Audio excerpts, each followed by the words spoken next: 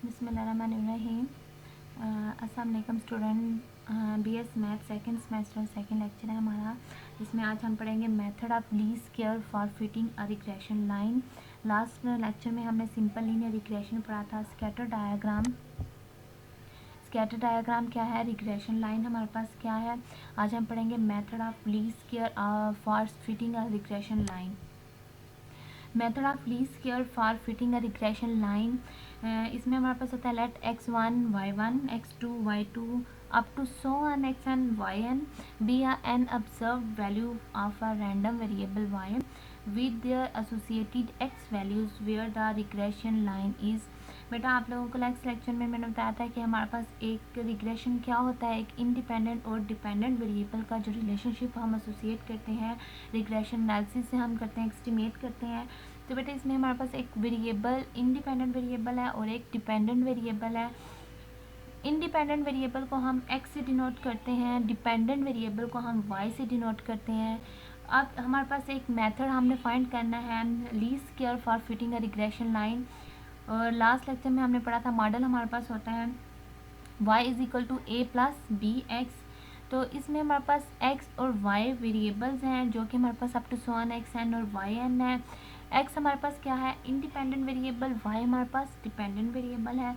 The least square line is given bye least square line. हमारे पास जो regression model था, regression model line जो हमारे पास रिग्रेशन लाइन थी वो हमारे पास क्या था, y head is equal to a plus B x, जिसको अभी हम डिनोट करें least square line is given by y head is equal to a plus B x where हमारे पास हमारे पास तो एक अननाउन पैरामीटर हैं जिनको हमने फाइंड करना है। एक हमारे पास a और एक हमारे पास b है।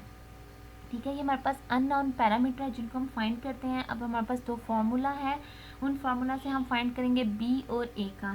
ठीक है, तो b हमारे पास क्या है, n sum of x y minus sum of x sum of y divided by n sum of x square minus sum of x square का sum of x whole square. ये हमारे पास b का formula है। a का formula के हम कैसे करेंगे, y bar minus B x bar. बेटा आप लोगों को पता होगा कि y बार का क्या मतलब है और x बार का क्या मतलब है। इसका मतलब है y का मीन है हमारे पास और x का मीन है, जिसको हम करते हैं सम ऑफ y ओवर n और sum of x over n।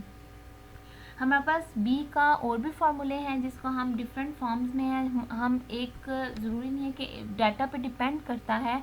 हमारे पास b के ये हमारे पास दो फार्मूले हैं।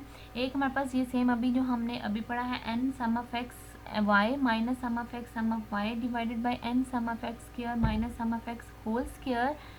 हमारे पास इक्वल होता है sum of x minus x bar, मतलब एक्स बार के एक्स में से उसके मीन को माइनस करना, y को y के मीन से माइनस करना। उन दोनों कॉलम्स को जब मल्टीप्लाई करके सम करेंगे तो sum of x minus x bar y minus Y bar divided by sum of x minus x bar whole square. ठीक है, ये हमारे पास बेटा कोवेरियंस होते हैं और डिवीजन हम करते हैं वेरियंस से। ठीक है, कोवेरियंस हमारे पास x और y होता है और डिवाइड हम करते हैं वेरियंस से। रिग्रेशन लाइन हमारे पास दो तरह से हम फाइंड कर सकते हैं। ठीक है, दो तरह से फाइंड करते हैं। एक हमारे पास होता है y ऑन x और x ऑन y। तो बेटा इसमें आपने कंफ्यूज नहीं होना। हमारे पास x क्या है, x हमारे पास इंडिपेंडेंट वेरिएबल है, y हमारे पास डिपेंडेंट वेरिएबल है। बाज़ औक़ात कभी कभी हमारे पास y क्या होता है, इंडिपेंडेंट वेरिएबल होता है और x हमारे पास डिपेंडेंट वेरिएबल होता है। ठीक है, फर्स्ट हमारे पास है regression line for y on x। y on x, जब हमारे पास y ऑन x हो इसका मतलब है कि y हमारे पास डिपेंडेंट और x हमारे पास इंडिपेंडेंट वेरिएबल है।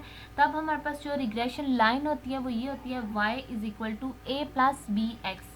ठीक है, सेकंड हमारी क्या होती है, regression line for x on y, जब हमारे पास x डिपेंडेंट वेरिएबल होता है और y इंडिपेंडेंट वेरिएबल होता है। तब हम कैसे फाइंड करते हैं, x is equal to a plus b y.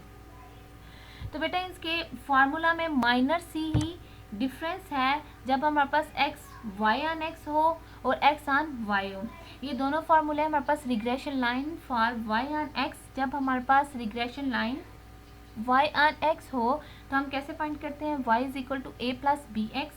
तो बेटा इसमें हमारे पास बी और ए का फार्मूला है। जब हमारे पास वाई डिपेंडेंट और एक्स इंडिपेंडेंट वेरिएबल होगा तो हमारे पास रिग्रेशन लाइन क्या होगी, y is equal to a plus B x. तो उसमें हम कैसे फाइंड करते हैं, b का फार्मूला और a का फार्मूला।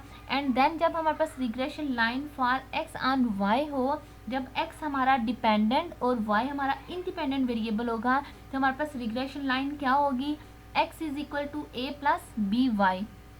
ठीक है बेटा, हमारे पास जब y ऑन x हो तो ये हमारे पास रिग्रेशन लाइन है, तो ये दो फार्मूले यूज़ होते हैं b और a के। जब हमारे पास x ऑन y हो तो ये हमारे पास रिग्रेशन लाइन है, तो ये दो फार्मूले यूज़ होते हैं। देखिए बेटा माइनर सी ही डिफरेंस है यहाँ पे, जब y ऑन x है तो डिवीजन में देखें x की वैल्यूज़ हैं, जब हमारे पास x ऑन y है तो डिवीजन में y की वैल्यू है। इसी तरह हमारे पास a के में माइनर सा डिफरेंस है, a is equal to Y bar minus B x bar. इसी तरह हमारे पास a is equal to X bar minus B Y bar. ठीक है, अब हम एक न्यूमेरिकल क्वेश्चन करके देख लेते हैं कि कैसे हम least square regression line find करते हैं। ये एक एग्जांपल है हमारे पास, the following example following sample of grade 8 point average and marks in the matriculation was observe from students from college. Score और जीपीए, स्कोर्स है हमारे पास और जीपीए है। ये हमारे पास एक एग्जांपल है, हम सैंपल देख रहे हैं 8 ग्रेड्स एवरेज है हमारे पास, और मार्क्स इन द मैट्रिकुलेशंस और ऑब्जर्वेशन स्टूडेंट्स हैं हमारे पास कॉलेज के। तो ये हमारे पास डाटा है स्कोर्स और जीपीए में। तो हमने फाइंड करना है estimated regression line y on x।